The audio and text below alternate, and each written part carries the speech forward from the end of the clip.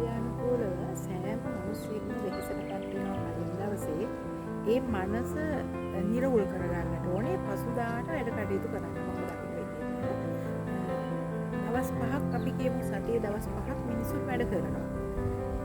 සති අන්තයකදී හරි සෑම මිනිසෙක්ම තමන්ගේ මනසට විවේකයක් දෙන්නට ඕනේ කියලා හිතනවා නම් ලස්සන පරිසරයක් නැරඹීම, ලස්සන චිත්‍රයක් ඇඳීම, තමන්ගේ මනස බැලන්ස් කරගන්න.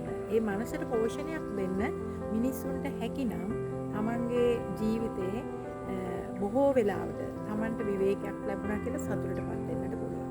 මේ ලස්සන පරිසරවල නැරඹීම මං හිතනවා මනස කියන තැනට බෙහෙතක් වගේ කියලා.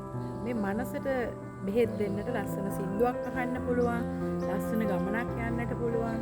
ඒකාකාරී ජීවිතයෙන් මිදෙනවා නම් මනස සුවපත් කරගන්නට පුළුවන් කියලා මම දකිනවා. බොහෝ වෙලාවට කාමරයක් ඇතුලේ හෝ ආයතනයක් තුල හෝ නිතර ඒ හා සමානවම කටයුතු කිරීමෙන් මනස ව්‍යාකූලතාවයන් වලටපත් වෙනවා. මේ ව්‍යාකූලතාවයන් වලටපත් වෙන මනස තියෙන මිනිසුන්ට නිතර කේන්ති යනවා, රෝගීන් බවට පත් වෙනවා. මේ தත්ත්වය තමන්ම තේරුම් අරගෙන තමන් ඒකට කාලයක් මිඩංගු කළ යුතුයි. මනෝවිද්‍යානුකූලව තමන් නැවත චාර්ජ් කරගන්න.